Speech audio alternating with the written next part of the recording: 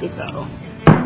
I call to order the Thursday, January 17th meeting of the Planning and Transportation Commission of the City of Los Altos. For the record, please show that all commissioners are present at the dais. This is the opportunity for, at this moment, for anybody who has a comment they would like to make on something which is not on the agenda to do so.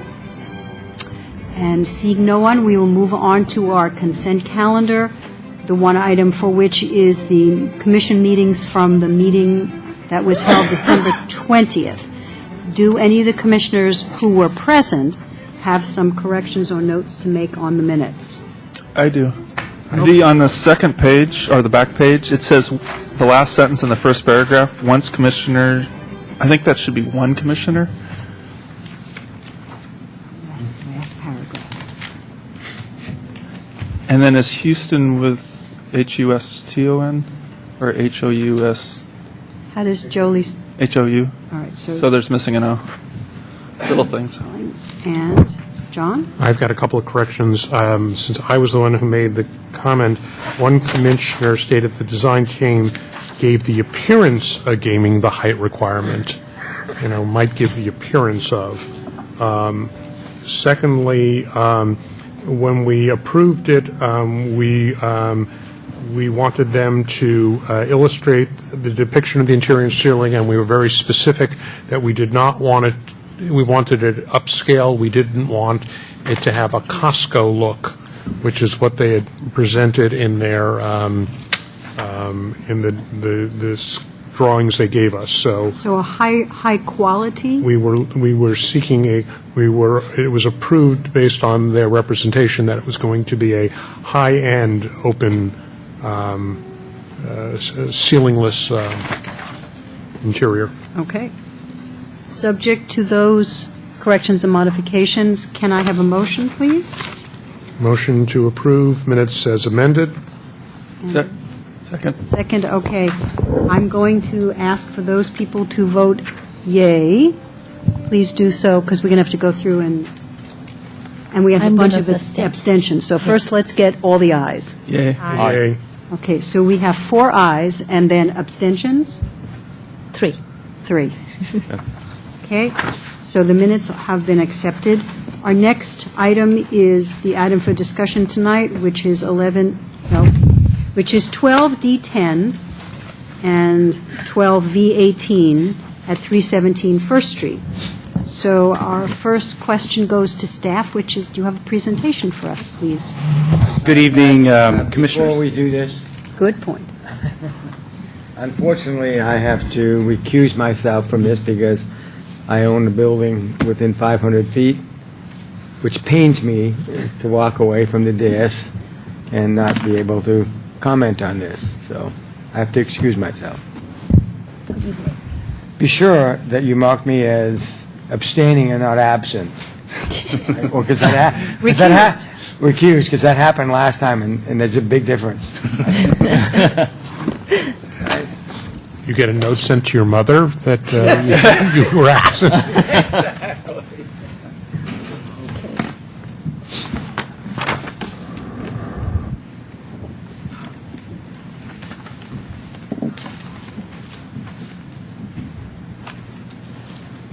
All right. Go for it, Zach. Good evening, Commissioners. The item before you, 317 State Street, is a commercial design review and a variance application. First, I wanted to just give you a couple of overheads and aerials to get you oriented with the site. This is a narrow commercial property located along First Street across from the Drager's parking lot and abuts an alley in between First and Second Street. This is a Google aerial, kind of giving you a little idea of this existing building. This was originally approved and constructed in 1962-63 as an automotive and service and maintenance use, and it remains to this day. It's changed hands several times, but the use remains. And this is the original building that was constructed back in 1963. This gives you an idea of the existing site layout. The original use permit that was approved in 1962 actually identified 8 on-site parking spots outside of the bays, basically running parallel along the property line, 9, and then moving forward. However, by today's standards, those wouldn't meet the backup requirements for the bays, and so the site currently exists with 4 parking spaces as outlined in spaces 6, 7, 8, and 9, along with 5 existing bays. The project proposed would increase from 5 to 7 bays. It would reduce the on-site parking from 4 down to 2 spaces. You can see spaces 8 and 9 located off the alleyway in the rear. The 2 new bays would close the through connection to the alley and result in customer traffic coming in and leaving via First Street. Now that you have 2 additional bays, which would cut off the alley access. However, this design does allow for the trash enclosure, storage, or pickup and delivery via the alley, as well as the 2 remaining stalls to be accessed via the alley. So it does take quite a few elements that were more visible to First Street and now put them in the alley, and that is required by the zoning ordinance. And so the real issue with this project, overall, the design would improve the existing building with a streamlined, modern look.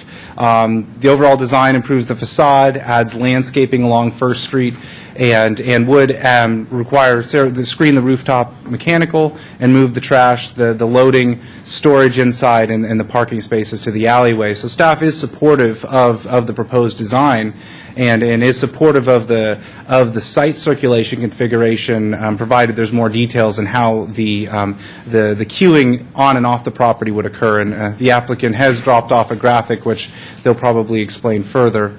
Also, there is 2 variances. These are more minor in nature, included with the application. One is to allow the ceiling height for the 2 bays to be less than 12 feet from floor to ceiling. This is a requirement of the CDR3 district. However, in this case, this is clearly an automotive maintenance and service use, and would not be readily convertible to retail, which is kind of the intent behind this requirement, without substantial modification of the building. And so staff is supportive of that variance. And then also the CDR3 district requires landscaping in the rear 2 feet of the property. However, in this case, it's a narrow lot, and the alley is providing access to the trash, the loading, and the parking, and there really isn't practical location for any landscaping. And in this case, it really isn't a necessary requirement, since there is landscaping on the front. So staff is also supportive of the 2 variance requests. But the real issue here it addresses is the employee parking. And in this case, there's now 2 on-site parking spaces. In the broader downtown, especially in the Southern Triangle, long-term employee parking is an ongoing issue that staff has been working with downtown business owners and property owners to try to resolve. And in this case, this situation has not yet provided an employee parking solution to go along with this proposed site improvement. And based on that issue, since it's by this meeting that the applicant and the owner had not provided any alternative or solution to provide for the 6 to 9 employees that work at the site, staff is unable to support this application. They have noted that they can't keep it to 6 employees, which meets the minimum parking requirement, which is 1 space for every 3 employees, plus additional as required by commission and council. However, in this case, this requirement sets a threshold, but the goal is that it's flexible based on the type of business, with the goal being that whatever the employees that are working on the site are able to be parked on the site. And so if you have shifts where maybe you have 12 employees but only 6 work at a time, it makes sense that you only have 6 parking spaces for employees. However, in this case, I mean, all 6 employees or up to 9 employees would be working the same shift. And so there's a real parking demand of up to 6 or 9 employee parking spaces. And so that's the issue that staff has not seen a solution to as of yet, and for that reason, we are recommending denial. So based on those issues, that's the staff position, and I am available if you have any questions. Questions for staff? John? So a couple of questions.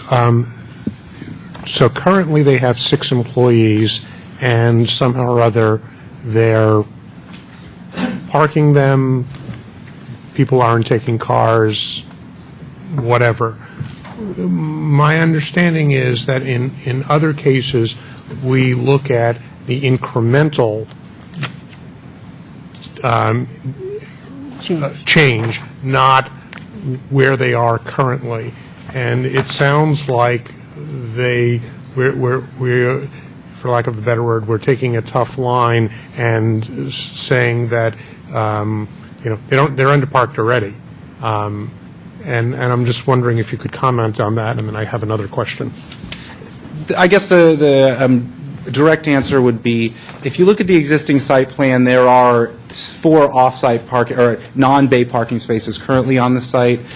Space number 9 is primarily occupied by tire storage right now, and 6, 7, and 8 are challenging given the topography. But you have 4 off-site or on-site parking spaces, and the new proposal is going to 2 non-bay parking spaces. Okay. Second question for you. I know when we had the 243rd Street, there were some issues, and I believe we actually gave a variance on the backup requirement, the backup distance for head-on parking, and I don't remember how many spots it was. But on page 2 of the staff report, it referenced the fact that the other 4 spaces conflict with the required backup area, and I'm wondering if there's a backup distance that's. Do we just have a standard backup distance for any sites, or is this specific to a automotive repair shop? No, we have a standard backup distance in our parking standards of 24 to 26 feet for a perpendicular space.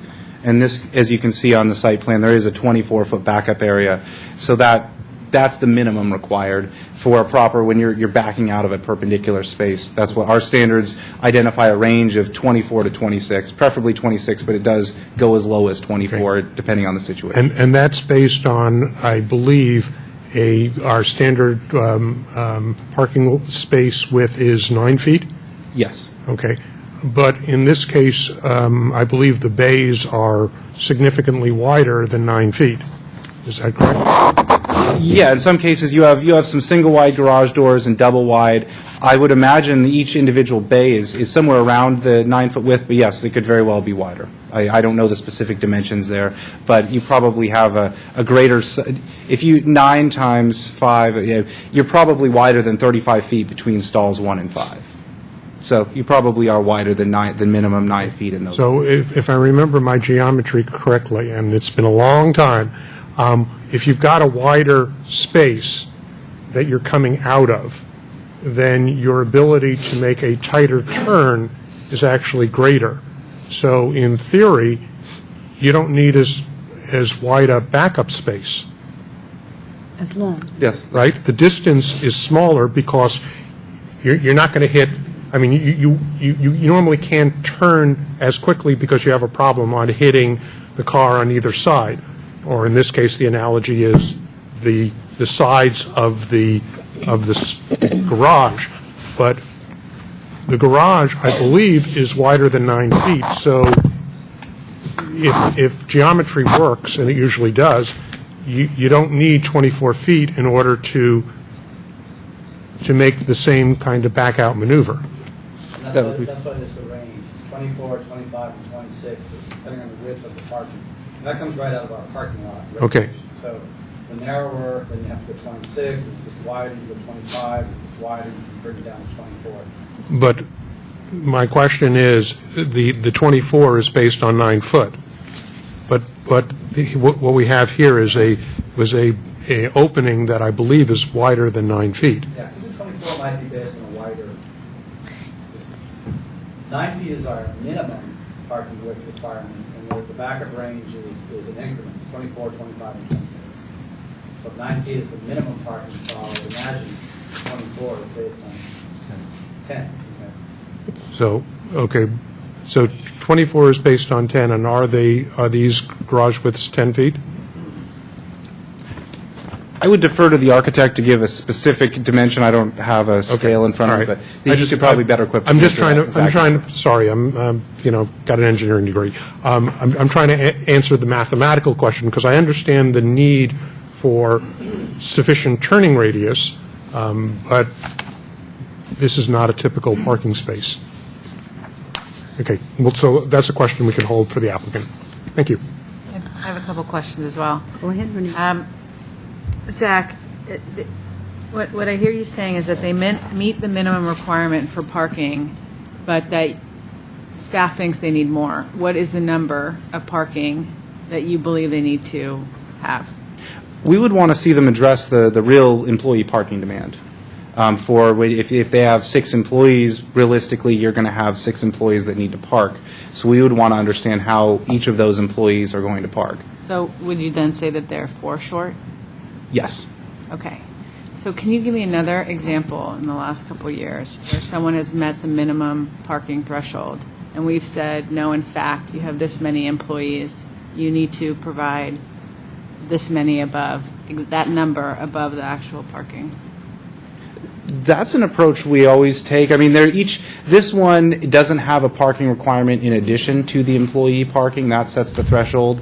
And when you look at a lot of uses, they have a ratio of 1 per 300, 1 per 200, depending on the use. And so employee parking is built into those ratios. However, in this case, this is specifically looking at employee parking. And a lot of businesses also, or if they're part of the downtown core, they would also, their employees would be able to utilize the employee parking program in our parking plazas. But the challenge with this site is it is outside that employee parking district, and so they can't utilize the employee or get a employee parking permit for the plazas. And I would just add to that, so for, Zach mentioned, for like a retail use, it's 5 per 1,000. For an office, it's 3.3 per 1,000. For furniture stores, it's 2 per 1,000. Those are very, specific set standards. For businesses, Pinewood is a good example. The Terraces is a good example. Right. It says 1 per 3 parking and as determined by the Planning Commission and City Council. Because when you have these broad range of uses where you don't know how many employees, how many teachers, how many doctors, how many service workers, you really need to understand the specific business itself, which is why that ordinance is structured that way. So what it's really getting at is what the actual demand for that activity is. That's exactly what brought to mind, is I remembered we did Pinewood, and it had a 1 to 3, 1 parking spot for every 3 employees. Though they told us that they were going to have, I don't remember the number, but let's say they said 25 teachers, and we said you had to have 1 Yeah. for every 3. Well, There was no scenario where 25 teachers weren't actually going to be there at the same time. I mean, we all Right. understood that 25 Right. teachers were showing up, and there was 1 spot for every 3. exactly. But there was no issue as far as staff was concerned. Well, in terms of our analysis, we looked at Pinewood based on what their highest peak demand was. I mean, that was our analysis. If you have 25 teachers, how many group events are you going to have? When do they occur? Are they during school hours, after school hours? How many teachers? I mean, that's the analysis that we do in these projects, which is why the provision, it's really not possible to have a one-size-fits-all parking standard when you get into those types of activities. But You have to know Renita, what their actual demand is. Renita, you saying that you would have expected there would be 25 parking spaces Yes. for 25 teachers? Yeah, and the same thing with the terraces. They came to us, they said it was the same, as I recall, it was the same situation. We were going to have this many people on site at a given time. Right. But they weren't parking them all. They just weren't. My recollection is that both Pinewood and the Terraces were parked for their highest peak demand, based on that actual activity. And On that's how we- staff and other attendees at any given moment? Yeah, but I do have a question, and clarification. In most of these cases, there is requirement by what staff has come up with, but there is also requirement as per code, depending on what the usage, right? Right, and that's why Like if it's an the office code- building, there's a specific use of how many parking per square footage or people or whatever, right? So this would be similar to that. But that's the difference. That was the point I was trying to make, is when you have an office use, for example, it doesn't say 3.3 parking per 1,000 and as required by the Planning Commission and City Council. That's specific to these kinds of uses where you have to analyze the specific use. Just wanted to clarify that.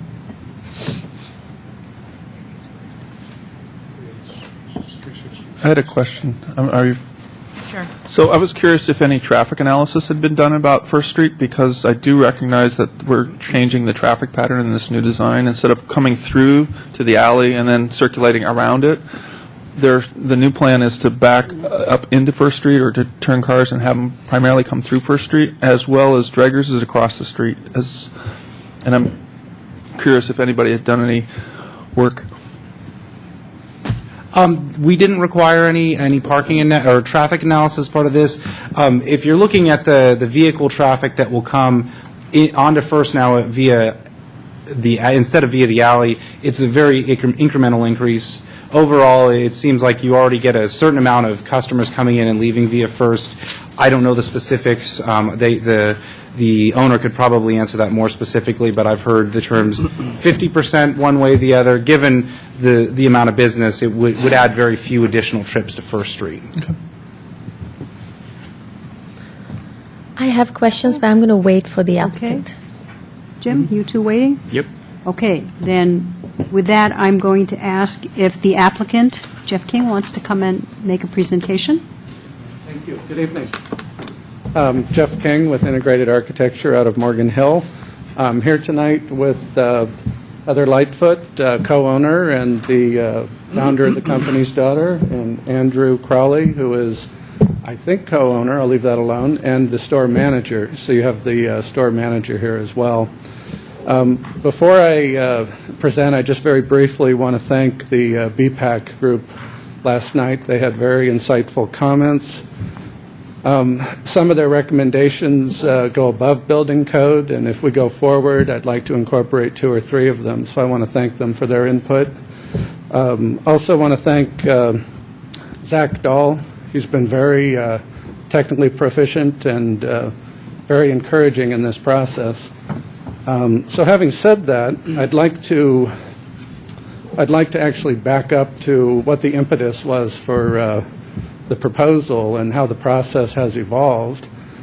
First and foremost, as I'm sure you're aware, this is a downtown project, and a lot of downtown existing projects have deficiencies and small parcels, and people adapt to them as best they can, and over time, as ordinances change and rules change, it becomes harder and harder for all downtown projects to be able to keep up with the new rules. So what inevitably happens is owners and tenants just stick with what they've got and make do. Well, Skip and his family, this is a family-owned business, really, really likes Los Altos and really wants to improve this site. So first and foremost, when I first talked to him, he wanted to clean up the obvious deficiency, which is storage. Obviously, there's tire storage that they're making do with the project. They probably could use 1 or 2 more bays. We could make do with 1, but given the proposed configuration, 2 seemed to make sense.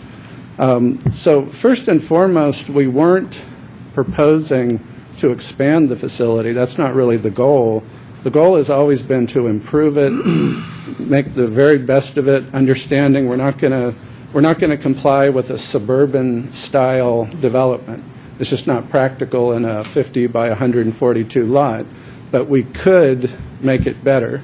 So that was the beginning of this, and I did some sketches and we evolved towards this design. But what I also came up with is informed Skip that completely deficient of all ADA provisions, or most ADA provisions. The bathrooms don't meet ADA, the parking doesn't meet ADA, the access to First Street doesn't meet ADA, and the furnishings don't meet ADA. And that's my job. I'm an architect. That's something we're required to pay a lot of attention to. So that was a second criteria that Skip didn't plan on that I kind of forced on him. I'm the proverbial messenger. And then going forward, Skip and myself really wanted to do a nice facade improvement, make something Los Altos could be proud of, something consistent with the direction you're trying to take with improving your downtown.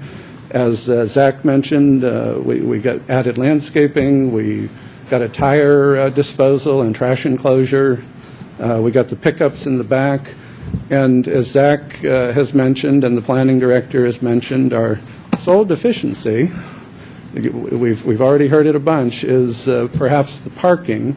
And we have explored, Skip has been exploring, and I think part of why we don't have a hard answer for you tonight is the holidays, quite frankly.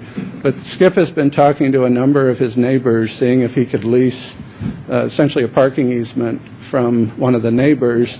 Unfortunately, most of the ones that were interested were probably underparked themselves, so that defeats the purpose. He's still pursuing that. He wasn't able to attend tonight, but we probably would like more of your input ultimately, and in all likelihood continue this discussion. But if I can go back to my original point, we're just trying to make this thing better for the city of Los Altos, for Skip's Tire and Auto, and for the users. We're trying to make this a win-win-win. And obviously, it's a challenge for us, and now it's a challenge for you as well. So in short, that's my overview, and I'd be happy to answer any questions at all. Okay, Malka, you said you had some questions for the applicant, or was that in a different context? No, I can ask now, I think. So, hi. Hi. So I just have a question. I'm just curious. You mentioned you went through few options, and this is the one you guys were leaning towards. Was there any thought given to, I know you have parking or bays 6 and 7, where it's kind of blocking where on the existing site that was connecting both the streets together, the alleyway in the back and the first street. Was there any thought given to, I know the bays will be mostly used for not visitors, but fixing the cars, and, it's something that the employees would be driving in rather than the visitors taking them in, correct? That is option number 4 or 5 on alternate parking that we've looked at, and that's still on the table as far as I know. I think staff might have some exception to that reasonably because of the policing of that, in other words, making sure that's how it's being used. So yes, we have considered that, and this is a little unusual in that I don't think I've ever come to a planning commission where I was looking for as much input from the planning commission as I am on this project, addressing this specific issue. So I just want to clear one thing up. Right now you have 8 and 9, and I'll come to that in a minute. I have a few questions there, but was there any thought given on having stalls 6 to 7 be where 8 and 9 is, and have it accessible from the alleyway as well as from 4 and 5?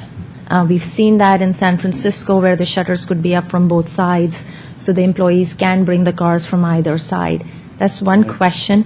And then 6 and 7 could be right now, and here I'm not designing it, I just want to know what the thoughts were and if there were any options. Right now I'm looking at 6 and 7, you have 34 feet.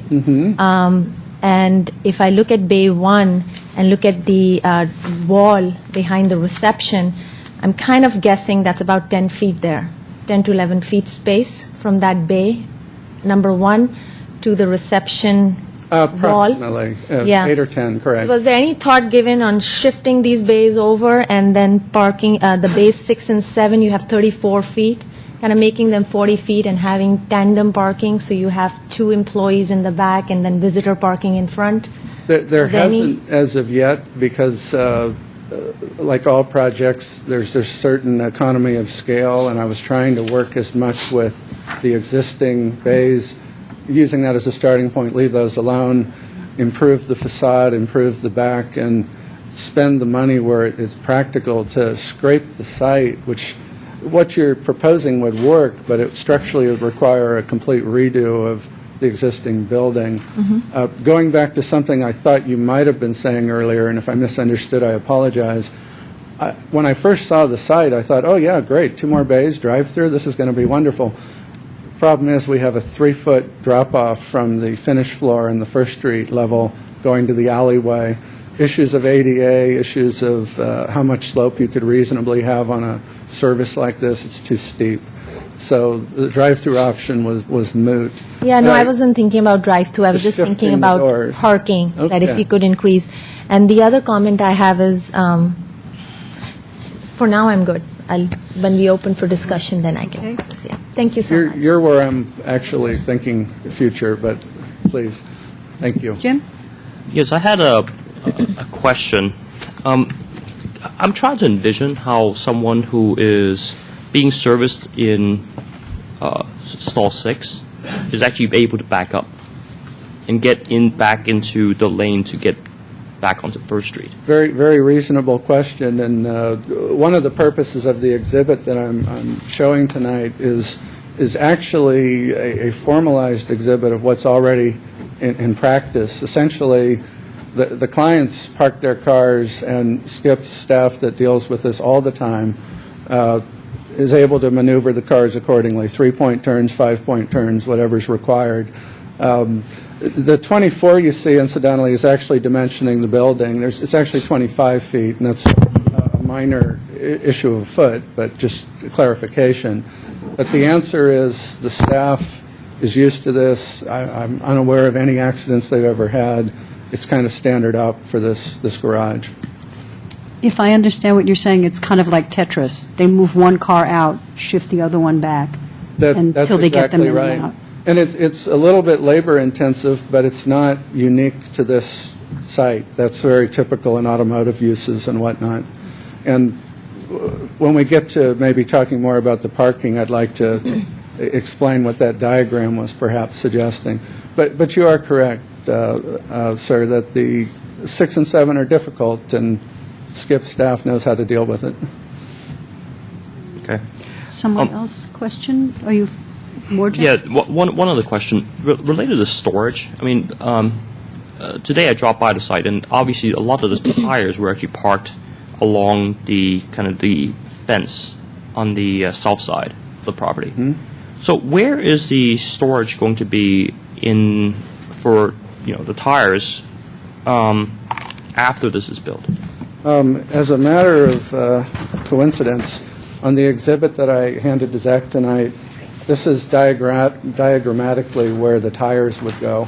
You've got to get your microscope out, but a lot of them are going to go in the back of bay 6 and 7. Originally, we had more storage back there, but trash enclosures, a 3-foot setback, we lost a row. But this is intended to show how we're trying to get the tires out of the driveway and keep them all 100% in the garages, in addition to having them roughly 12 and 15 feet high with ladders, appropriate ladders and whatnot. But that is one of the impetuses of the improvement, is we're trying to clean that up and eliminate that problem. Okay. I had a question. Anyone else at this moment? Yes, I have a question. Right now, you have 4 spots and 6 employees. And by the staff's analysis going forward, you would need 6 spots. Where are you currently parking? How is that working out? How has it been working out for the last? I'm going to defer to the store manager if I could. You want to join me up here? Hi, Andrew Crowley. Right now we have 5 to 6 employees at the store. 3 days a week we have 5 employees, or 4 days a week we have 5 employees. 2 days a week we have 6 employees. Right now we have employees parking in the back. If the previous slide had the 3 slots there, 3 there. We have a gentleman who actually lives in Los Altos. He bikes to work. I myself, because I don't like parking and moving my car every couple hours, because that's what happens when we need 6. There's always one person has to park out and move their car. I have a friend of mine who lives in San Jose with me. She works at the building adjacent to us, and I carpool with her every day because she has a spot and she is part of the plaza parking, so she has a permit. So that takes care of the 5. And like I said, the 6th would generally be either out on the street or wherever we can fit them in. Does that answer the question? Mm-hmm. Thanks. Well, I have a question There's for a you. follow-up. Can you bring back the current site plan? Because when I visited, I'm trying to understand where do customers park, or what do you do with cars that, if you've got the bays filled, where do the cars go that from people? I noticed that down by the tree on 21, there was a car park there. So I'm trying to understand where do you put cars? automotive shops have places they have to leave cars while they work on them and shift them around? Well, that's a great question, and basically what we do now is, right where that tree is, that is some staging area, but the whole idea from this improvement is to have more bays so that cars can be worked on and just kind of have the cycle be easier instead of having people parking underneath the tree or cars being moved. But again, in Los Altos, people like to hang out at the shop. They like to go to Draggers. They like to walk downtown. So a matter of staging cars isn't really an issue for us due to the fact that people aren't leaving their cars all day long. They're walking phone call away. They're back in 5 minutes, and then we pull their car up to the front, facing, pointing out onto First Street, either so they can go north or south, and we do that the best we can. And Mr. King touched on earlier, it is a bit like Tetris, but our guys are very, very good at it. Okay, John? Two questions. So if I understand correctly, people drive in, they leave their car, they wait for their car, it gets tires, and then they leave. So you're having there is some overlap, but it's not like a typical repair shop where I drop my car and basically I leave it all day, and people need Correct. a big lot to inventory vehicles. Okay. Second question is the size of the garage openings. And I'm looking on the plan, and obviously there are single bay and double bay, and if the diagram is accurate, I measured it out at about 12 feet for the single, and you may be more clever and be able to tell me precisely how big the double bay is. Well, you nailed the 12, and the double is either 20 or 22, so my memory It is... says 22 on I believe it's 22. A2.1. It says 22 is the double. And your vision is probably better than mine. Not wearing my glasses. So you see, that'll do it. Okay. And when our customers are never pulling their cars in and out of the bays, is that correct? No, sir. That is Okay. that is against the rules. Okay. And it looks like sometimes or often you do have cars parked where 9, sort of the same place 9 is, 9 and 10 and 11 and 12, right, along that row there. Right now, 9 is basically taken up by tire storage, but there are many instances where there are tires against the wall. When tires against the wall, even with a car parked there, we are able to get cars in and out. But yes, we do stage cars, and we do kind of like a holding area along that brick wall there. Got it. Okay, thank you. Does that constitute the end of the questions for the applicant? Okay, thank you. We may ask you more later. Thank you very much. You're welcome. We have, actually, can I take a moment, if I could, Jeff, for just a minute? Having just been gone through, I was saying to one of the other commissioners, gone through my ADA training for my license renewal. Oh. I am interested in, I cannot figure out how in the current conceptual queuing diagram, the accessible space is connecting to a path of travel. I'll explain that. It's something that we're going to be working with the building department on and have already, through Zach, talked to them. We're going to be applying for a hardship, but the gist of it is twofold. One, putting a ramp back there actually eats up a space, so we're going to ask to do the kind of Tommy lift. I see the lift, but I can't retrofit. see where the lift gets you to. Right, and the door actually is in the wall towards First Street. This is already an obsolete document. The one where it shows tires in front of it now, but the tires would not be there at that point? And then we're going to have some kind of a system whereby they need to be escorted to the front, because having a continuous corridor defeats the purpose. And again, it's a hardship, Yeah. and that's how we're approaching this. Okay, thank you very much. you. So we have one request to speak from Mr. Wing. If anybody else wants to speak, please fill out one of these things. Otherwise, Mr. Wing, why don't you step up to the podium? And let me point out that not only did we receive the letter you sent by email, but Zach gave us a hard copy tonight, so everybody has seen your previous letter. Okay, I have new data, but okay. Always say something for last. My name is Jim Wing. I live on Milverton Road. I am a Skip's customer. It really is a great shop, great service, and it really is an asset for Los Altos. We who live here, it's so convenient to get little things done. Having said that, I do have some concerns. I am concerned about the reduction in the parking, primarily the staging parking, which I'll talk of in a minute. And also, that drive-through really does work, and it is used. Last week, I wanted to get some objectivity to the dynamics of this store.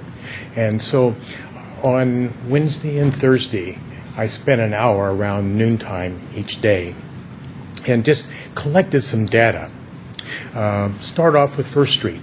Data actually Zach presented a couple years ago. 221 cars per hour in the lunch hour time frame in the southbound lane. So when you drive out, that's what you're facing with. Cars parked on First Street, both cases, blocked the view somewhat. Let's see, there were 4 people per hour who came in. There were 2 or 3 who left through the alley. There were 1 and 2, depending on which day, people who drove in, unloaded their tire, and drove on through. Drop off. So that is a cross-section of the type of customers they have. In fact, I was a drop-off customer last Tuesday, and the guy ahead of me did the same thing. He unloaded his tires, and we were all taken care of, and we drove on through. So that drive-through is used, and there is the momentary customer who has to go in and out, which doesn't have the momentary customer doesn't have the benefit of having staff turn their car around because of where you park and what the limitations are. You would have to a staff person out to turn the car around in a closed configuration. What is probably most important, and you were talking here of the employee parking, but is the staging parking. On those 2 days, down back by the tree, one day there was 4 crammed in there. The next day there were 5 crammed in there. And the 3 employee parking places were filled. And there was a narrow lane to get through. So that staging area is used. Of course, keep in mind, when I was there observing, I was at probably the busy time of the day. And so depending on what time of day you go, around noontime there's some heavier traffic there. So these numbers I've given you are observations from the heavy time. The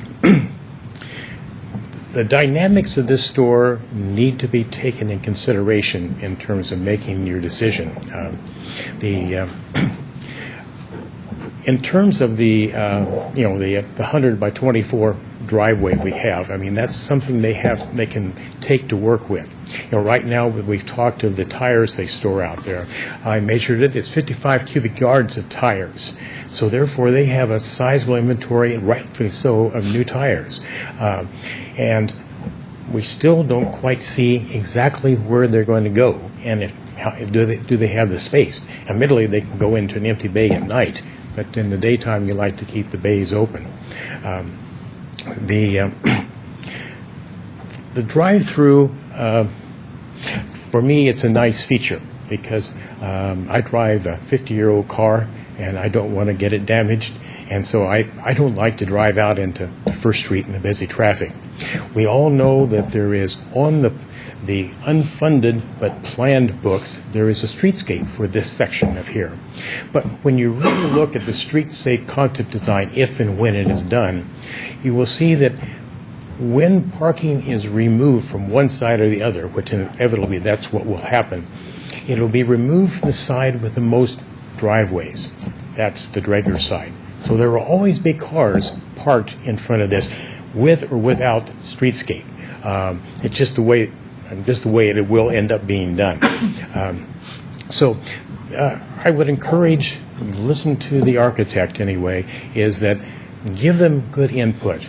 And I think they will do some more fine tuning to it. In other words, probably it's best to continue this discussion based on BPAC's input, because they have 2 pedestrian safety issues up there as part of their motion up there along the sidewalk, which will be very helpful to us, plus all the good comments that you may make, because we all want them to be successful one way or the other. And it takes probably a mixture of input from customers, from the users. Thank you. Questions for Mr. Wing? I have a question. You Jim? come back. Come back. Don't escape You don't easily. get off the hook that easy. So, Jim, you probably have a better attendance record than some of us here up on the dais in terms of planning commission meetings. So I hear your concerns. The question is, here we have a successful business in town. They want to modernize. They want to expand. We can find 1,000 reasons why, the issues. How do we solve the problem? How do we make it work for them and the city? Other than simply saying, nah, Looking for nice constructive try. criticism. Well, I think what you do is, and this is a type of project where you go into, unfortunately I can't quite do it for you now, and only the owner can really do it, is they have a whole list of items to do. You've got to prioritize that list. They got inventory, they've got all the things you're going to bring up, and they already know that they need to improve in this building. And you're not going to be able to do them all, which means there's probably a serious question about using 6 and 7 as real bays. And there may be some other better uses to it. I think probably in the in run, from my standpoint, one of the things that I would like to be at the top that I think probably really isn't is the drive-through. That may be something as a trade-off in the end that may come into pass.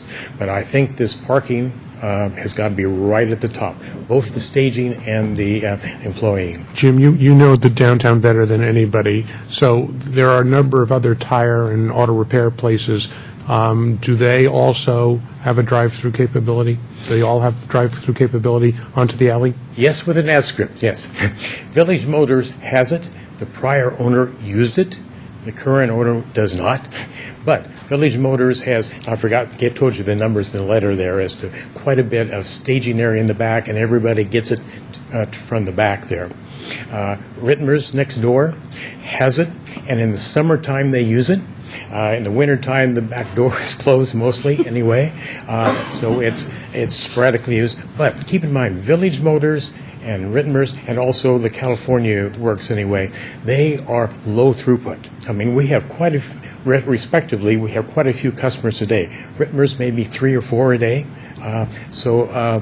It's there. Now, of course, the California has only 2 bays. He can only work on 2 cars at a time, and he does have drive-through, and they do shuffle around. In fact, he stages on the drive-through because he works on a car, doesn't have a part, push it on the staging area and goes this way.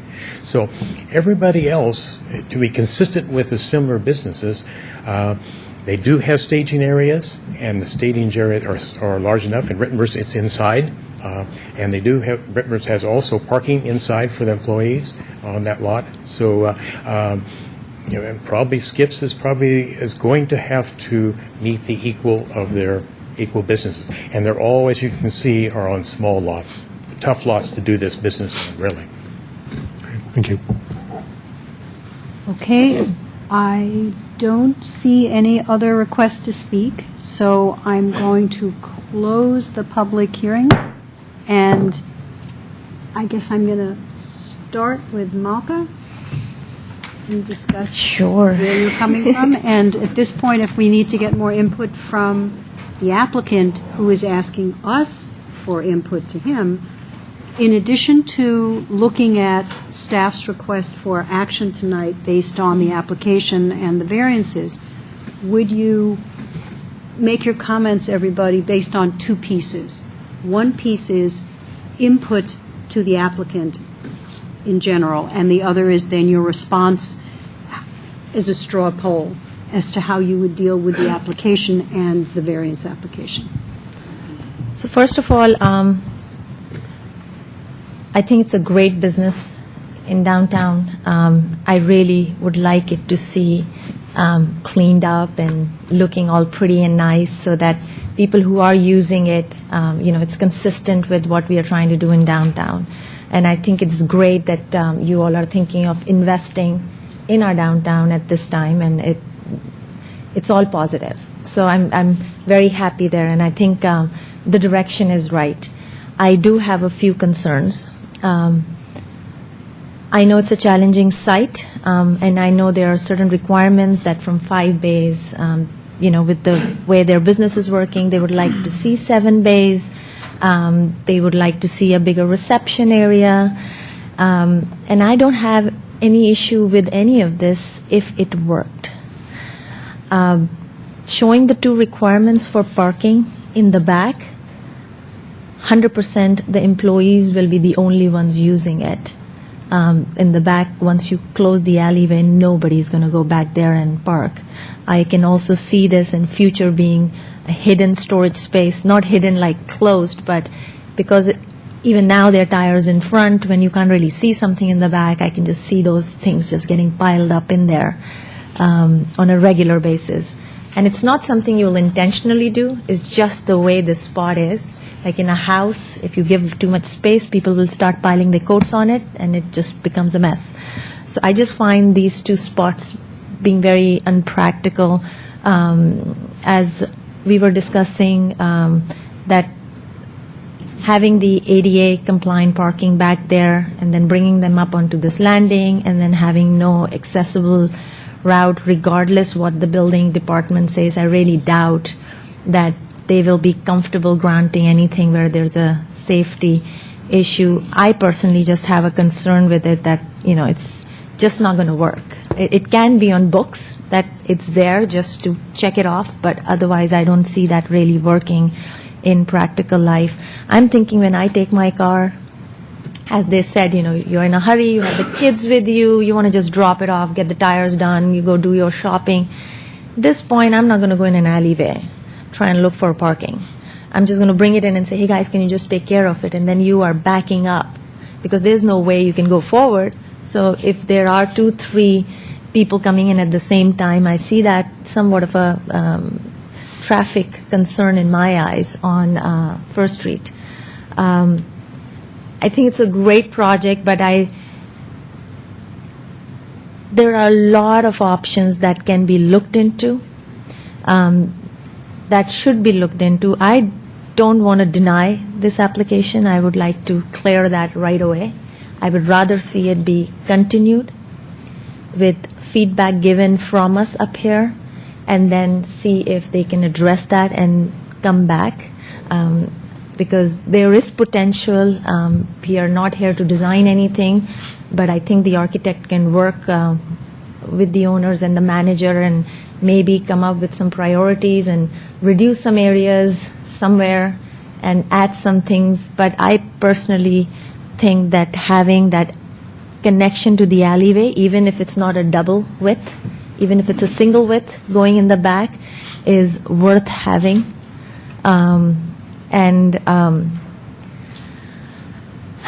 Unfortunately, every project we get, we have a parking issue. And I wish it can just disappear and we don't have to worry about it, but it just keeps coming back. But, having 4 parkings on an existing site and then reducing them is always a concern because now you're actually increasing your business because you're now increasing to 7 bays.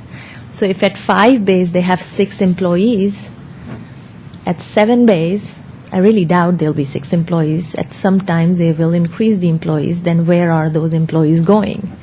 So I think there needs to be further study. And once everybody has spoken and we can give our suggestions, then maybe we can give a little bit more options, what I think might work. But I would definitely leave it up to the expertise of the architect to come up with those options. Neat. Okay. Addressing the variance requests, I have no issues with either of them, the first being the landscape and the second being the ceiling height. Then, with respect to the parking, putting my sort of attorney hat on, the way I read the provision, it says that they are required to to have 1 parking space for every 3 employees, plus additional parking spaces as prescribed by the Planning Commission or City Council. So sitting here today, I'm not prepared to prescribe that they have more.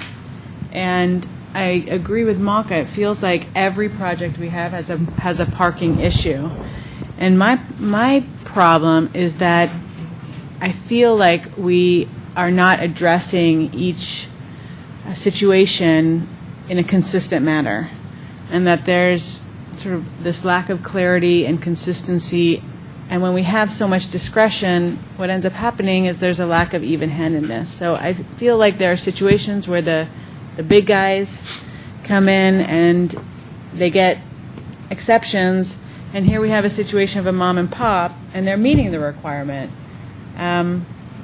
And they're suggesting that they're going to carpool and they're driving a bike. And I don't feel comfortable making it so much more difficult for them and to say, no, you're required to have 2, but we're going to say 6 is the number that you need to meet. And in the other situations where we've addressed parking, and every time we've made an exception, I have felt like that made sense in that situation. And even here, staff's argument is compelling, and it makes sense that we should require more. But I just think that if we looked at everything that we've been doing in the past, we're all over the map in how we deal with it. And I just don't feel like we're coming down with any clear messages. And as long as the city is not going to come up with some solutions to enable mom and pop business that doesn't have the benefit of the traffic studies and the consultants and coming before commissions 3-4 times and doing all their documentation over again, it just doesn't seem fair for us to be setting the bar so high for them. So I believe that this is, going to be a real improvement. It's a modest improvement on the property. I don't think it's realistic to expect them to do all of these changes without actually getting some expansion in there. There's no return on their investment otherwise. So unless you can convince me otherwise, I just don't want to be the Planning Commission that prescribes 2 or 3 or 4 more spots than what is required by code. Thank you. John? Roni, thank you for those comments. The fundamental problem with this application is it's not for a new office building where, we get the usual suspects who show up and tell us that this is going to be good for our community. We have a small business owner who wants to service the community and incrementally expand, and, we don't have a parade of people in here telling us that we should ignore the parking requirement or it's good for the community. But Roni, you're right on in your comments. The big guys get the exceptions and the little guys don't, and I don't think that's fair. I really don't think it's fair. So I'm okay with the 2 variances. The issue that I have with staff recommendation has to do with the backup distance, because the backup distance is predicated on 2 things. One, a 10-foot wide opening. Here we have a 10-foot wide parking space. Here we have 12-foot to 22-foot. And as I said earlier, even though my geometry is rusty, the turning radius is different. You're going to need a shorter backup distance because you've got a wider space. And secondly, we're not asking any of the car owners to do it. It's strictly based on the service business doing it, and I think that's a very significant material difference here. Now, is this plan perfect? No. Do I think it requires an additional iteration? Yes. I'd like to. In my ideal world, the applicant comes back and explains to us how they can get 2 parking spaces or more in across from bays 2 and 3. They come back to us and tell us the feasibility of making Bay 7 open on both ends so that at prescribed times of the day, or maybe Bay 7 is the emergency bay, so that it's normally open, so that most of the time people can get through that into the alleyway. They're not going to drive 30 miles an hour through Bay 7, but at least there's an access to it, to the alleyway. I do understand the concern about people backing up, but frankly, it's really easy for, if somebody is dropping their car there, it looks very easy to me for the Skip staff to turn the cars so that they're facing going forward out on First Street. And that's no different than what people experience coming out of the parking plazas or coming out of Drager's. I mean, you're going to deal with First Street traffic, and yes, we're getting more traffic. So I would like to see this item continued. I think we need some degree of flexibility on parking. I don't know what the right number of parking spaces is, but I agree with Ronnie that we need to apply the standards consistently. And in my 5 years on the Planning Commission, maybe it's almost 6, I've never had a situation where we have required more than the minimum that code says is required. On the other hand, I've never had a tire repair shop come before me before. So I'd be interested to hear the other fellow commissioners on this one. I have a lot of mixed feelings because I like the way that this building's getting updated. In that section of First Street, I mean, there's a lot of old buildings, and it's really nice to see that somebody's taking the initiative to really make it look a lot better. And I like this design, et cetera. When I spent some time walking around and looking at this area, and I agree with the variance that be waived, because that alleyway, there is nothing behind there. It's just cars. It's very narrow. I noticed there were people sitting and having lunch or talking, and I couldn't drive by them because they had to place themselves against that wall. It's just tight. But I also agree that the flow through of traffic, that's where my emotion is. Like I believe there needs to be a way to get from First Street to the alleyway. It just flows nicely, and it allows this curling effect, ways to not have as much traffic on First Street coming in and going out. I did notice that at Drager's, there's a lot of cars parked across the street. People, I mean, I do that, park on First Street and walk across the Drager's rather than dealing with the parking lot. So there are a lot of cars on First Street. The other thing that I noted is that I noticed that at the corner of this, at the north end, is I think a liquor store, and there's a lot of parking behind there. Now I know it's got a storage space above, and I just thought, this is where people should be parking that are employees, and I don't know if you can talk to the owner or make some deal, but it just seems to me that would be such an easy thing, because there was hardly any cars there. And even if, in a liquor store at night, that's when it's busy, not during the daytime, or if it's a mini mart or whatever it was there. The other thing that I was thinking about was that at the Packard building, which didn't meet parking requirements, they made some agreements with the city that they would provide so many ways of getting there in a green method. And I'm wondering if that could be part of this agreement, that so many people have to get there by bus or cars, et cetera. Because one of my concerns is we say, okay, great, we'll have the parking requirement, and then they need 6 spots because everybody drives a car, everybody they want to have their own transportation, but yet it's a challenge. And I agree that we don't want to require the mom and pop stores to have to deal with. They're at a disadvantage, has been noted here. But we've got to figure out some way that people who are employees can get to these locations in a way that's economic. are feasible for the city, because parking in the plazas and rotating cars around is taking away spots that we really don't want people to be doing as employees. Rather have them park in the employee parking lot that's over on First and Main and walk down the street. It's not that far. But I don't know what things can be done, because that's all going to go away. That's about my comments.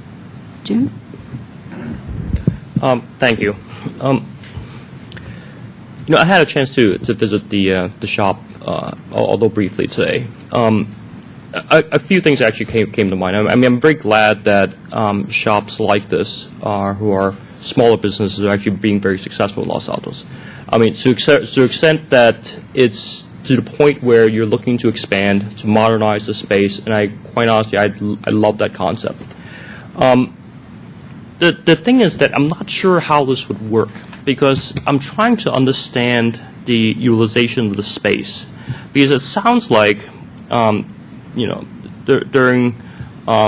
from some of Jim's comments, as well as from what I saw, I mean, a lot of the space is actually pretty well utilized right now, right? So at the ground floor level, right? So if you have a number of cars parked under the tree in terms of staging areas, if you actually are providing storage for tires on the property on the side, you're effectively cutting off the lanes, right, for the cars. So the space is actually getting quite crowded, and I think that the reason why you actually want to increase the number of bays is to potentially service more customers. But then, what you're in terms of increasing in terms of the number of bays, you're actually in turn also kind of in a sense reducing some of the providing some storage, at least covered storage, but at the same time, there's some areas on the property that you can't use as flexibly anymore. And you're also reducing kind of the staging area, right, which is something that you're actually using underneath the tree. As well as I think the biggest issue about this project is that because you're building the 2 bays in the very back, you're cutting off the access between First Street and the alleyway, which basically forces anyone to drive in and leave their car, and a service someone who actually works there to actually turn the car back around. I'm not convinced, just because of traffic and pedestrian issues, that if the facility was actually fully utilized at that point, that you can reasonably, safely turn a car around with 3 or 4, 5-point turns, as opposed to kind of taking the shortcut, which comes to mind most immediately, which is basically backing out onto First Street, which is, I think, a huge traffic issue, a huge safety issue as well. And that's one of my biggest concerns with this project. Keep in mind, I fully support a lot of the sentiments that were expressed as part of the Planning Commission. I personally would not support any preferential treatment for bigger companies as opposed to smaller companies. I think that any way we can actually support this project in terms of modernizing it, in terms of increasing some of the capacity aspects of this, I am definitely very much in support of. I'm in support of the variances, but I cannot reasonably support this project simply because I'm concerned about issues on First Street related to circulation, pedestrian, bike access, as well as car overflow parking that actually will happen on First Street if these bays were actually used to capacity. So. And so I get to speak last because I'm the chair. So I concur on with many of the things that were said. The general philosophy is this is a business that we, and I personally, would like to see supported in town. I need to disclose that I get my tires at Skip. And I have had my car jockeyed around there for just that reason, because it's a very difficult site. And as the architect pointed out, the applicant's architect, they make it work now. And they make it work, it's really what I call catch as catch can. It is far from perfect now. I think the piece that I am focusing on is it should be better. It may not be perfect, and in fact, I concur with several of my fellow commissioners that I don't want the bar held at an excessively high level. I could make findings, as Commissioner Bear pointed out. In my own mind, I'm comfortable with if there are currently parking spaces along the south wall on tires there, and they're able to juggle their cars, I think I am comfortable saying that any new proposed spaces along there would be as effective and therefore not increasing the noncompliance. So I don't discount those two. But I think that from my point of view, I'm, as we said, looking at the shopping list of what you're trying to do.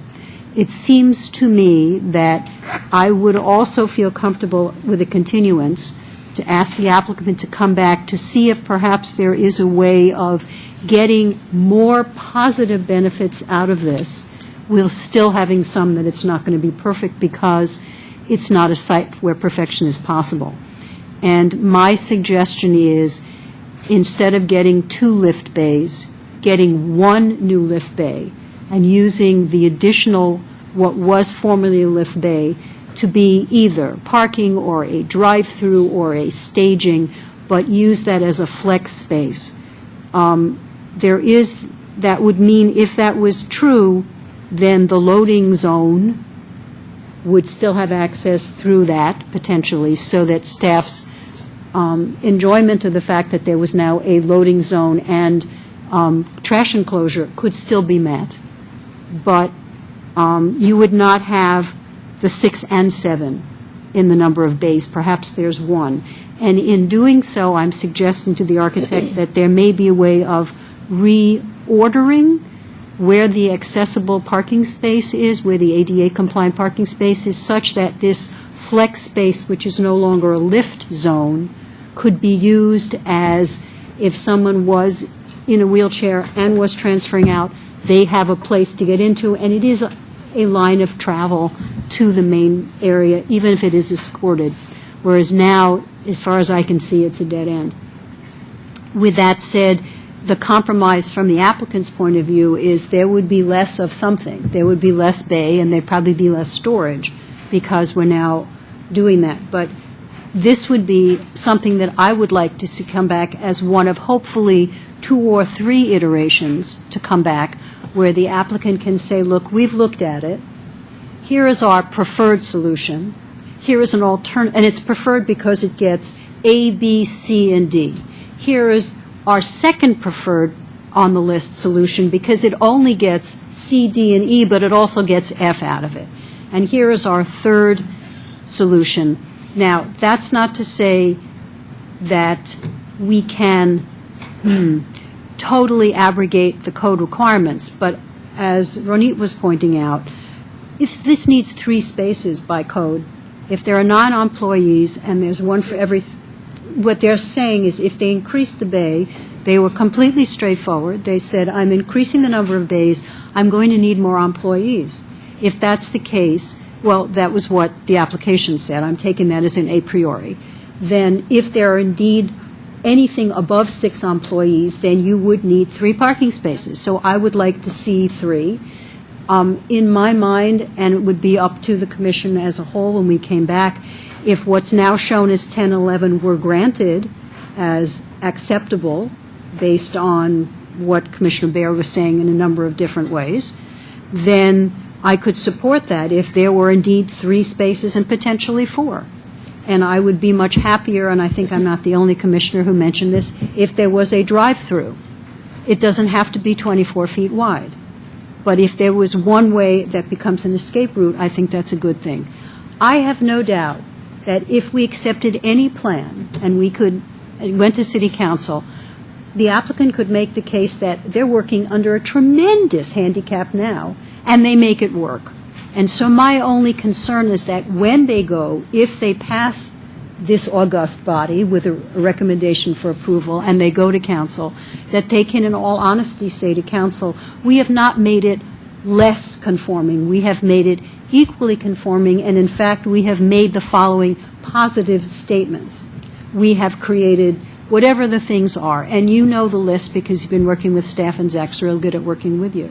So with that said, I'm going through my list of what it is, and it seems to me that we have a majority consensus that we don't want to hold the bar higher for our mom and pop constrained lots than we do for our heavy hitters who come in the big lots on town and have more resources and usually more land to make it work. I also see there's a consensus that there has to be better parking and some kind of plan for staging that we understand it. And I have to say, just in passing, that the manager didn't do us any service by telling us the truth, which is that people are moving cars every 2 hours, because that is the problem in the downtown, and it will be a continuing problem in the downtown until we have an overall downtown parking plan that works.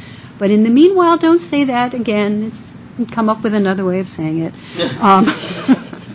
With that said, I have a suspicion that we can get a motion to continue, but before I ask for motion, I'd like to ask the applicant if he feels that he got enough direction or would like more direction from us. We could keep talking forever. I would like to give a few suggestions. Absolutely. And then it's up to the applicant and the commissioners here if we can use that for the Sure. to continue. As just a few things, what Phoebe said, that alleyway access, if that can be in place in any of the options, at least for me, and I think most of us up here, would be a great benefit. It's not even good for your business to have your employees spend half their time trying to turn their cars around and putting it in front and the liability and everything. So if we can have something where you can line up the cars, that's fine.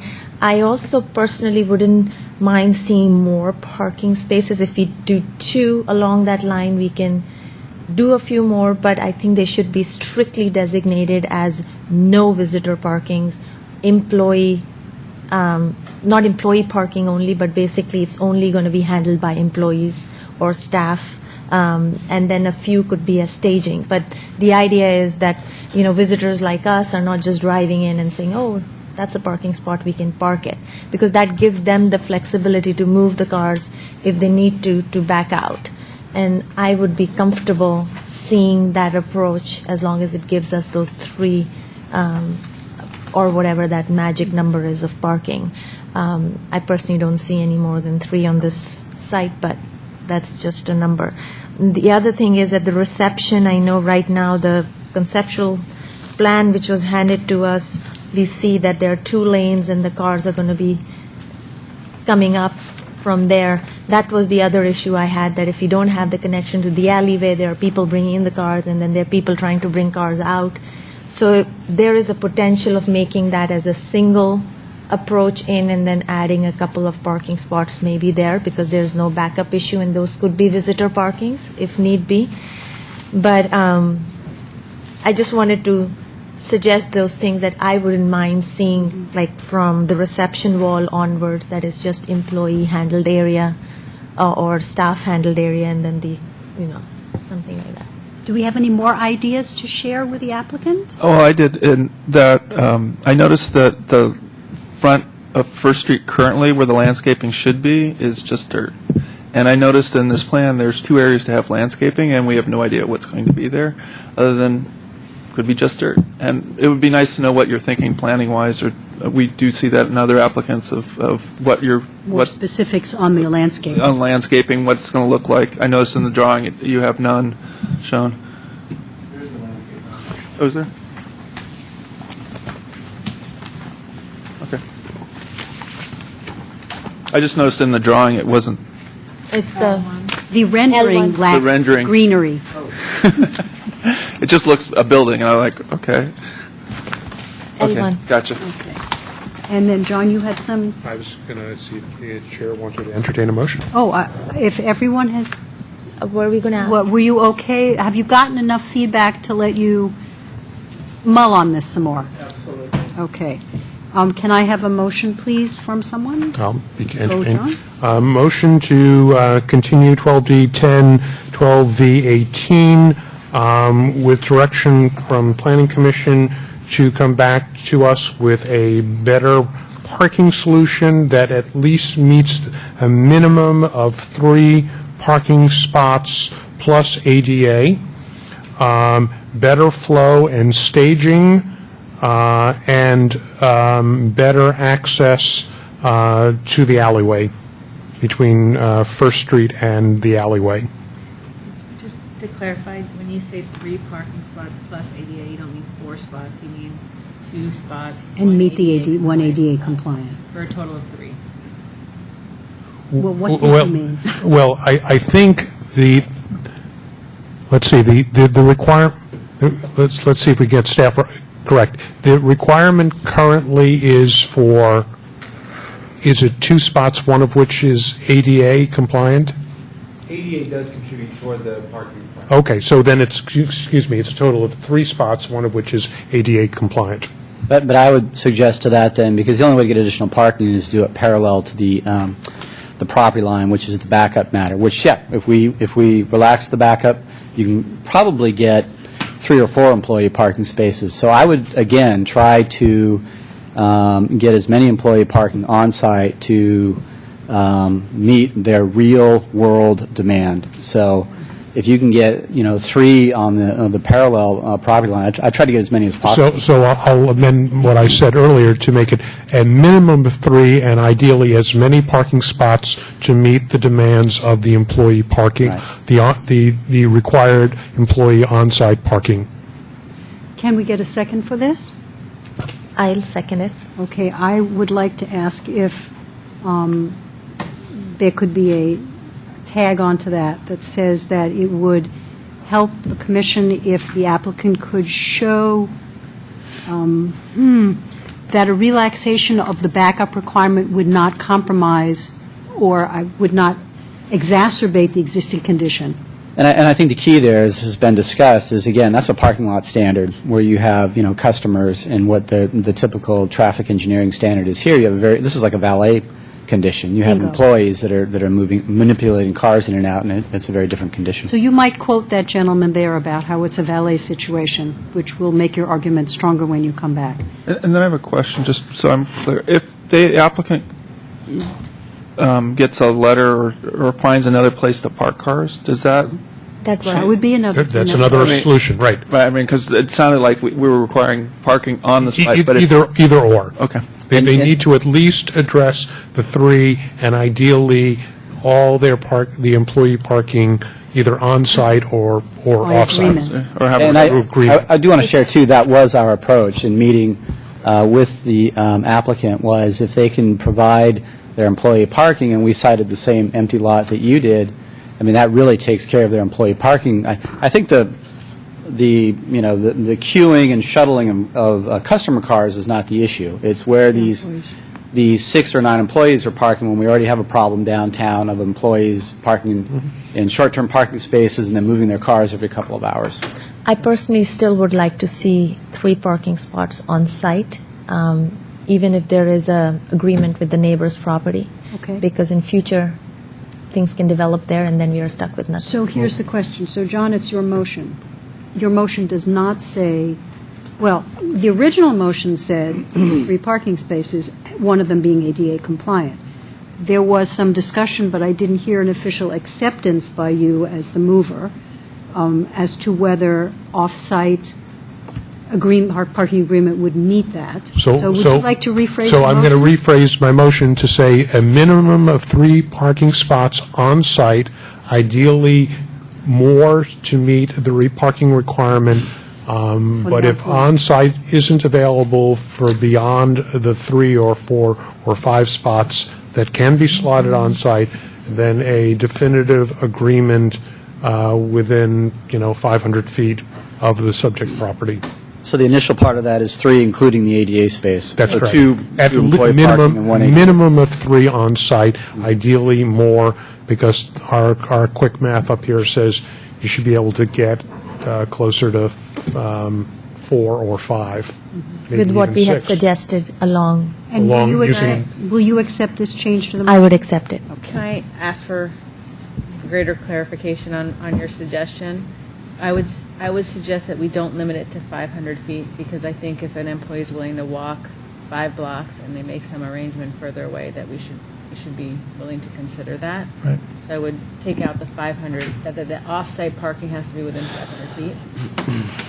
How comfortable are you with that, John? That's fine. Okay, and Malka? I just don't want it to I'll be accept 3 it. cities away, which means that, And is it actually going to be used? Within And then my Walking distance. my other question is, you're saying that all the alternatives have to be through an off-site arrangement, and I'm wondering if we would also accept that they arrange a carpool or biking solution that's not a off-site parking spot. But they come Similar to up what with a we've done parking with- plan. yeah, but My concern about a parking plan is only as good as 2 things. One, that the people don't swap out, and so you have different people, and therefore they're not biking or whatever. And secondly, the whole issue of enforcement. But I want to clarify one thing here. I think we are losing focus because we are asking minimum of 3 on site, and then however many they can provide, whatever that number is, right? And we already have seen if we give them that little flexibility about the backup, we know that they can put in more parking. So anything more beyond that they do is actually going to be up to them if they can do it. We are not requiring that out of this motion. Am I correct? We're not, this is direction. Keep in Correct. mind, this is ultimately comes back to us, and if we don't like the way it looks or smells, we're going to deny it. So, Correct, but I'm just saying, Yeah. as the motion stands, we are saying minimum of 3 on 3. site and more if you can provide it. And I'm not suggesting you change the motion, but I want to point out that at this moment, they have 4 spaces, and we're only asking for 3 as a minimum.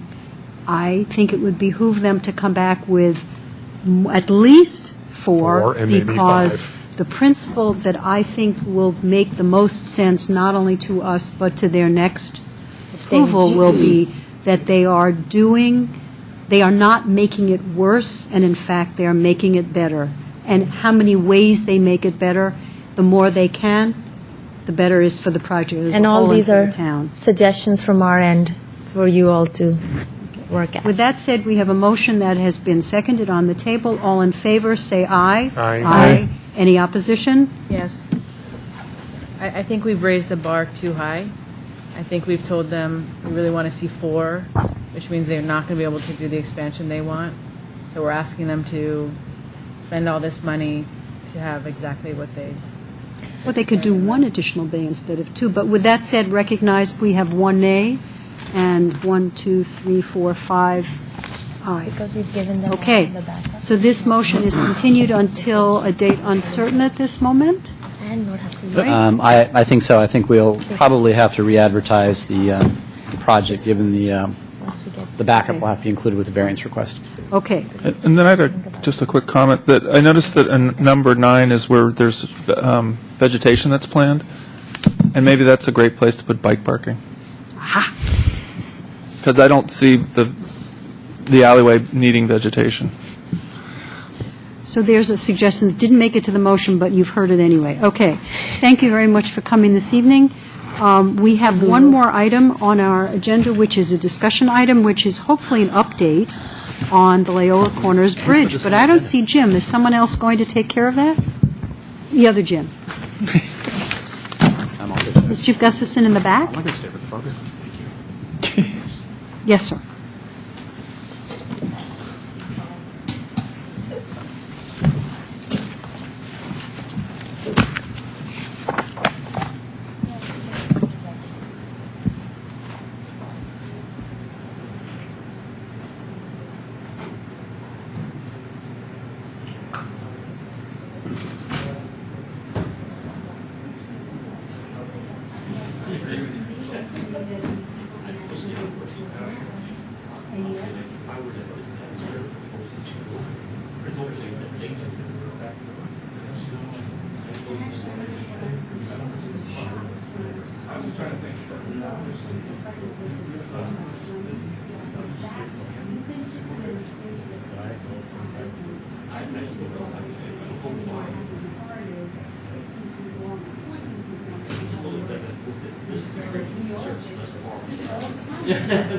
I just believe that, because otherwise you just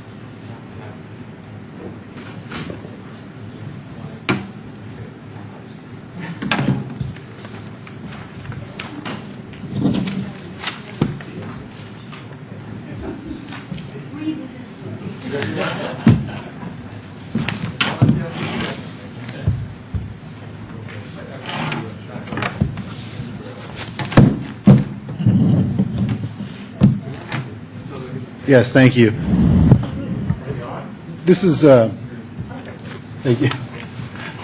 This is a continuation of an informational request that the commission received recently about the Loyola Corners Bridge expansion project from the county. And as you, I'm sure you recall, provided some input. And the county has come back with some changes to their scheme there and provided some more specifics in terms of the design alternatives. And so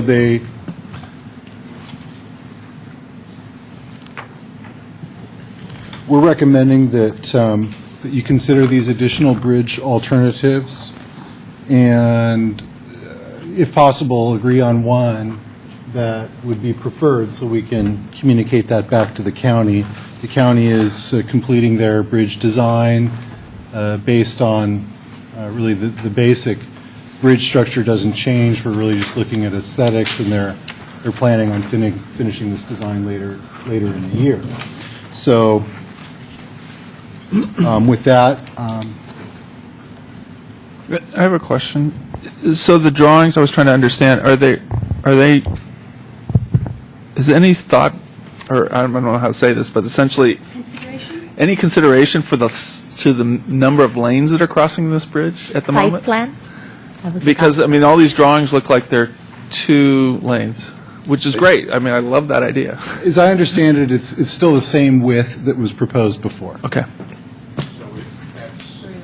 That's a total of 3 lanes. 3 lanes with the bike lanes and the Okay. sidewalks. So And the is that, site is plan- that set, pardon the pun, but is that now set in concrete? I don't know. The county is moving forward that is the design that will get built. And one of the things we talked about the last time that Public Works put this on the agenda was that, does this bridge really need to be 3 lanes, 2 bike lanes, and a sidewalk, when right now it's really kind of a much more rural 2-lane. I mean, it certainly needs the bike lanes, and it certainly needs, ADA sidewalks, but does it necessarily have to be the 3 lanes? And the other comment I was going to make is that, just for Commissioner, because I drive this all the time, and as you come up to this approach, you see the top of the bridge. You don't see below it until you actually go down and underneath it. So just keep that in mind when you're looking at across. So you're really just seeing the top elements of the bridge. And do we have any feedback as to whether, since I didn't see a site plan, one of the concerns that BPAC brought up was that if there was a bulb out on the side closest to the actual Loyola Corners, it interrupted a major bicycle path. Mm-hmm. Has that been considered and adopted as something, recognizing this was a problem? I don't know. That's still being developed. I think Public Works put this on the commission's agenda, literally just to look at the details, like the railing and the style and how. Because that's the aesthetic, but I think the functional part was something that was of great concern to us, Yeah. because bicycling is important, and this is the major bicycle thoroughfare. And that's still And- being developed. Good, okay. So it's not set in concrete yet. My concern is, though, and I just want to say it so it's on the record, that, okay, we can look at the aesthetics of it, but I think all of us sitting up here had major concerns about the site plan of that bridge. And honestly, I would have loved to see that before really looking at the aesthetics, but we can, I guess, look at the aesthetics first. So I will ask us to start, start this end this time? Okay. So I guess that the only input you're looking for is just which bridge kind of meets kind of the nice aesthetic eye. Mm-hmm. And I guess the only one that actually appeals to me is the one that has the, I don't know how to describe it, it's alternative 2. That's good enough. But, the reality is I just like the way the bridge looks, and I'm not sure that, I'd love to hear the other planning commissioner's feedback about whether this is actually the right bridge for Los Altos or this specific site. But I just like the way the bridge looks. Jim, which one are you looking at? Alternate 2. Alternative 2. The alternate design 2. Thank you. So that's my only comment. Good, go for it, Mike. So I like alternate design too as well. I had like three that I really grabbed my eye. The other one was alternative 5, which is the kind of the wood look to it with the railing above it, just kind of a clean look, and with the stone. I gave it more of a rustic kind of stone because that other side of Loyola is rural county, and it does have a lot of elements of just being no sidewalks, no nothing on that side. So I like the stonework. And then just because I know where it came from, no, actually, I like alternative 9 as well. It's a little modern. I'm not sure how that would look, but I like the whimsical nature of it all, just to kind of be a little artsy fartsy, and that's Loyola Corners, and let's kind of shake it up and show what maybe Loyola Corners could be a little more hip than the rest of town. Thank you. John, why don't you go ahead, we'll go all the way down the end. What a notion, going in sequential order. So I guess given what's being presented here, I guess alternative 2 is preferable. It's not a wow kind of thing. It's better than what was proposed previously. I'm sort of indifferent to a lot of them, actually. But I think of the alternatives, 2 is probably the preference. Renee? My preference, the two that I like the most are 2 and 9. I like 2 and 9. I like 2 because I like the, I'm sure there's an architect, a better way of saying this, but I like the Archway. arch and the kind of movement that it creates, as opposed to just looking at blocks and rectangles. And I think that's the same reason that 9 appeals to me, is it's different. It's breaking up what you typically see in a bridge. And so I would say that, I'm not married to either of these two, but what my goal would be for this bridge is something different, something unique. I like the idea of something whimsical. Just because we have certain alternatives in front of us, and it looks like they've made sure that few of them are looking nice and some of them are looking really bad, so that we can just stick to the ones which are sorry, but that's what it looks like. They're like, oh, let's just plop that, and they're not going to like it anyways. But at least it'll fill up 9 or options. In the first 2, I definitely like option 2. My concern is, it looks great in a sketch. If the material is not right, it can really look crappy. So we don't know what the material is like. Loyola Corners, when I moved here, and there was an art studio for kids there, and there was a couple of kids stuff. Honestly, it kind of always made me think of kindergarten and preschool. And alternative 9 would be something like that, which is more children friendly, I guess. But if I'm looking at it just as a gateway into Los Altos, and a little, as you said, that most of the time when you're driving on it, you really are just looking at the bridge, right? It's more when you're coming from Foothill that you might see something on the side. But if I look at option 8, from the outside, where if you're driving from Foothill and if you look at it, at least in this picture they have shown some material.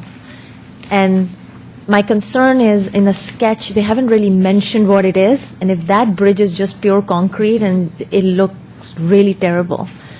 And at least in these pictures, we can say, oh, okay, this is the material and kind of look they're going for, and then, the handrails are somewhat of a wrought iron feel, so it's a little bit more classy. I necessarily don't like how it looks from the bridge side. It's a little bit more empty. I wish the stone carried in. But if I have to really pick and choose, the way this has come back to us, I really doubt it's going to come back to us much. And so with what we have here, I'll rather give my vote on something that I can see a picture and say yes, rather than a sketch, which, is it really 3 lanes? Are they turning something, and would the scale change, and what the material is? I'm very uncomfortable. So if I have to pick one, I'll go with option 8, with the caveat that there should be some stone treatment inside as well. Okay. Okay, so I, too, yeah, I understood what Commissioner Junaid said. It's hard to give the same value of analysis to a sketch that you do to one that's been photoshopped. But I have to say, despite that, I find that the ones that are most clear in terms of what they're actually going to look like, to me, were the least attractive. And so for that, I think the reason is 9 is because it is designed to be something, and now for completely different, because there's an opportunity to have the bridge as a piece of art and not only a form of transportation. I think the reason that I like alternative 2 is the same reason, which it's not totally utilitarian. Those arches are not required. And because of that, I feel that if it were fleshed out more, the lyrical quality of having the archway, the openings without the heavy material, if indeed it doesn't have heavy material, because it could just as well be precast concrete across the edge as it could be metal. If it were fleshed out for more information, I would be more likely to be able to evaluate it fully. But with that said, those 2 and 9, were the ones that looked least like they were designed by the Highway Department. And for that reason, I prefer those 2. Phoebe, I don't know what we're going to recommend. I don't know if we I don't rank know. order, but it seems to me the issues around site plan and number of lanes we should include, that in our- whether they want to hear that or not. Yeah. Because I think I hope I'm not speaking out of turn, but I think it was a general consensus from the prior discussions that what they proposed was not very attractive to begin with and was a bit of overkill and had some issues with regard to pedestrian and bicycle access, and I don't want those to get lost. That's an excellent point. So the action tonight would be for us to I don't know what are we supposed to do here? Consider alternative crash Well, no, I We're mean, just gonna we collect- can give a statement back. Yeah, we're going to collect these comments and then Okay. share them with Engineering Services Manager, and they will be forwarded to the county and become part of the process. So with that said, I will reiterate what John said, which is there was pretty much unanimous consensus that if they mess up Los Altos' specific bicycle path, they're doing our town a terrible disservice. And if they ignore the pedestrian requirements in several places in their original site plan and don't come back with better, they're not doing our town a service. Yeah. And if they put in a bridge that is larger than we actually need, regardless of whether they think that we're going to drive tanks over it, we're not. We're still a small town. It still is a small commercial area. So those practical aspects need to be at the top of our comments. And then following that, the idea that we're looking for a bridge that doesn't look like it was designed by the Highway Department, which is why 2 and 9 were the ones that got through, with the understanding that neither of those has enough information to actually allow someone to make a complete evaluation. In fact, 9, at least, they've given us materials Yeah. and suggestions, whereas number 2 has nothing. It does remind me of Gaudi's Spain designs, but Yeah. close to. Is that sufficient for you? It to is, get and that? and regarding the bicycle lane and the bulb outs, I wouldn't be too concerned about that. That was really just a landscape architect's sketch. Okay. And that will all be fully developed, and it won't be possible to allow obstructions to a bike lane or a crosswalk. I think the other issue, though, is more pertinent, because as we've talked about, the county is moving forward with a 3-lane bridge design, so that's going to be probably twice as wide as that current bridge is. Well, and the thing that was not clear to me was whether they felt, the engineers felt, that 3 lanes was the minimum requirement that allowed them to make the transition for the non-aligned street and bridge part for both pedestrians and bikes. And That was not clear, though. No, the 3 it was lanes not clear to me. The 3 lanes has always been a solution to the traffic congestion that happens during the commute hours going up into the hills Okay, off of Miramonte. That's what the 3 lanes is for. so there's the answer to that. But that traffic congestion situation has existed for, Time immemorial. 40, 50 years, and it's not going to change because there's really no development potential in that. So whatever traffic condition exists has been that way for a very long time, and it's not going to get worse like other conditions, whereas the community keeps developing, the condition just gets worse and worse. That's a built-out scenario. Well, and there are other solutions. You can run that light longer if they need to get more cars through during They can heavier have time signal. time See, signal. that's And the other issue I know is that there's a dip in the road, so everyone comes across that street, stops, slows down to go over the dip, where that could be again fixed. Yeah. We see, that's the pieces, that 3-lane was a solution. What was not clear to me, and I'm hearing now, is that may not be the only solution. Right. And so, knowing that it's never going to get worse because the development is finished over there, maybe we should look at, instead of the mallet solution, the little tap on the shoulder solution. A little overkill.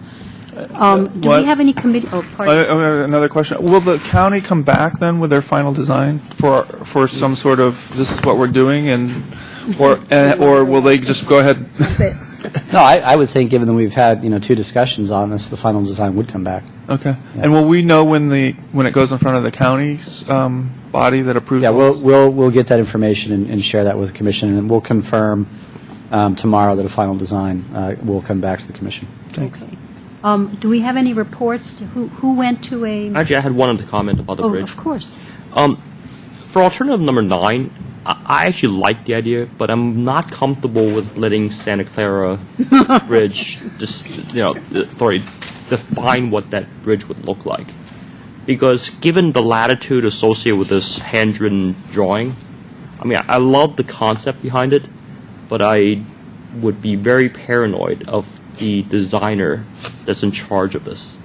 So I'm not sure that we can make a recommendation to go with alternative 9 unless we have some buy-in from the county to work with us to define what this would look like. Well, and actually, I think that goes to Malka's point, which is we need more information. In order for us to make an evaluation, or them to make an evaluation, it can't be a hand-drawn sketch. It needs to be something that has scale and design development so that one can actually say it's purple or it's green or it's yellow. Material board, something like option 9, we need a material board Yeah. to see what it'll look like. But with that said, if staff is sufficiently, good night, Jim, if staff is sufficiently informed on this, then I would like to ask, were there any city council meetings between the time we last met and the holidays, and then the abbreviated meeting on the 20th? I was not officially designated to go to that meeting, and I was there the whole time. Yes! And do you have notes? I can give you notes. Yay! There were a number of issues that were brought in front of the city council, and it was amazing because I kept coming up to the podium to speak on, on each one. Let's see if I can recall. The first one had to do with the bag and the plastic bag ban and the polystyrene, and that is coming back, which I don't understand. It's on the city council consent calendar for this coming up meeting on Tuesday. But they voted to go ahead and have staff start working on that. Who is going to the city council meeting on Tuesday? I am. Just checking? Okay. So there was quite a lot of conversation about the bag ban and et cetera. The other issue was about the Miramonte and Covington intersection. Actually, that was kind of interesting because they did have several proposals as to what that should look like. And we hadn't seen that. And I was kind of curious why that went to the city council without first coming here, because it should be part of transportation. Unless I think that they were looking for city council kind of like a direction. I think because that is a long-standing project that was in front of the Traffic Commission, and it's been a long-time study, and this was one of several components of it, so that's probably why it didn't come to the commission. Okay. In fact, we were directed to develop those plan alternatives based on earlier meetings. Okay, yeah, and there was a lot of conversation about which alternative, and it had to do with traffic patterns and whether the sidewalk should come all the way out to the street and allow for an area for the students to gather and things like that. I think what else was on there? There was one of the Roundabout discussion? no, it was I think the roundabout was before, but it didn't. The roundabout discussion? Yeah, that was on the study session. Yeah, the Fremont Avenue roundabout. Yeah. No, I didn't see that. And there was one other item that The came up. wayfinding. The wayfinding signs came up, but that pretty much they voted. There was a lot of concern about cost. It wasn't associated with that. Nobody knew kind of what they were saying yes to. Things like that was in the planner, and if you're going to put things in the planner, then you're really not going to see the first 2 feet. So why do you have very expensive material down that area? Which I thought was a good comment. And then do the signs need to be heavy duty, or can the material cost be lessened? So what did they actually vote on? I mean, was there some Well, the recommendation action? was to review and accept or not accept the basic design concept of the signs. Now, the next step is to go and cost those signs out and decide if So they're... did they vote to? Yes, to move forward. They did To move forward? That's what I was asking. Yes, And then so they pulled a couple of things from the consent calendar. Namely, the new commissioners wanted to talk about some things, and I don't remember what the 2 things were. I should remember, one of them was mine, so I had to wait till 11:30 before we got God, what was it? I saw it. Yeah, it was, Yeah, I know you were here, too.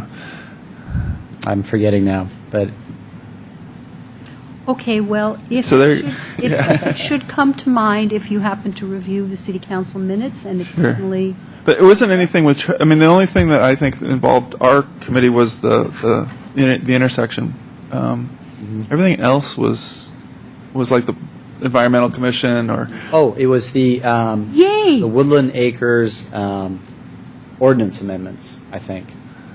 That It was was the on area that consent we for, recently. it was on consent for adoption because it was the second reading, and it was pulled for further discussion. exactly. And that's on the city council consent calendar. Right. Again. We had to And put this it on is, again. this is the, we So grabbed- we presented the ordinance to council as recommended by the commission, right, and council members had concerns that the entire district would convert to offices, when really we were trying to address the buildings that are offices Got it. already.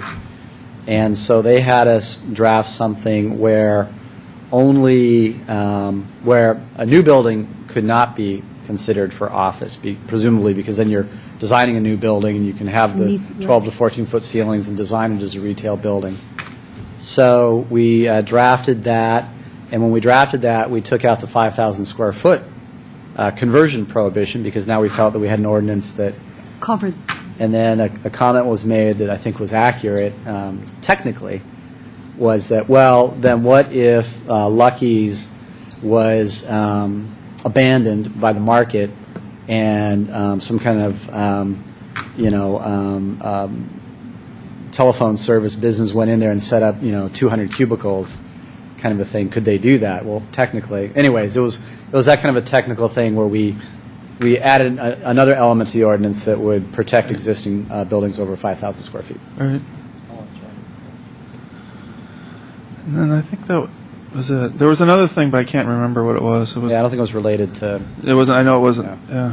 What's the conclusion of the roundabout discussions? The council rejected it. So it's basically no longer on the table. I'm not sure what the follow-up plan is going to be. I'll find out and share that via an email. But the roundabout that Public Works was pursuing was rejected. And that's the one at Fremont and Fallen Leaf that Yeah, they that were was talking about. the first one of a series of 2 or 3 that would have moved forward. But if that one's not going to happen, I don't think that probably any of them will happen. I was at part of that meeting. The room was packed, and Yeah. there were a lot of comments, and very few people had nice things to say about roundabouts, except a few people who lived either in the East Coast or in Europe, and Where they they were much more enthusiastic. But the average resident of Los Altos was not very pleased with the notion of a roundabout. And those were very simple devices. They were really more little traffic circles. So that doesn't bode well for our much more complex intersection roundabout at Edith and San Antonio. I got to tell you, as part of the Traffic Commission, we actually had a lot of discussion associated with that topic. And the reality is that the more people learn about the roundabout concepts and the safety improvements of a roundabout design, the more it actually gained adoption. And that's one of the reasons why it actually passed through the Traffic Commission at that point.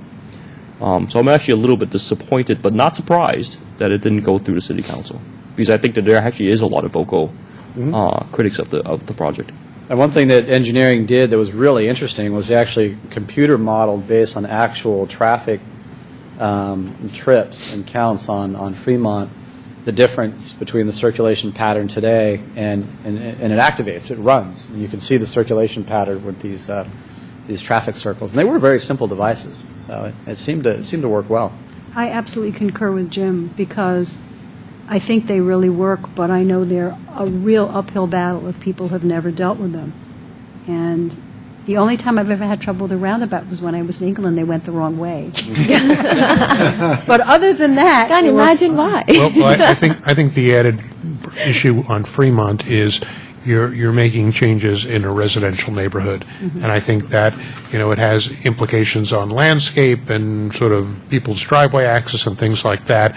And there were a couple of people who were really adversely affected, where in order to get back into their driveway, they had to go down all the the way street, around, yeah. pull a U-turn. So I think it just my takeaway from it was, you're right, education and familiarity helps. I went to school in Boston, so all they have are rotaries. But also, if it's done in a commercial street, it's probably easier to get that through rather than a residential street. Yeah, sounds great.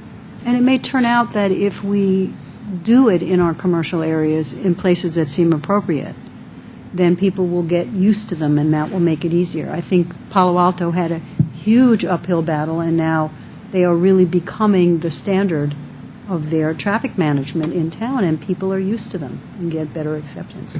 So we know who's going to the next City Council meeting, and thank you very much for being the reporter on this one, and thank you, James, for filling in the blanks. That's good. Do we have any other future agenda items that Commission would be interested in putting forward to staff at this time? In that case, meeting adjourned.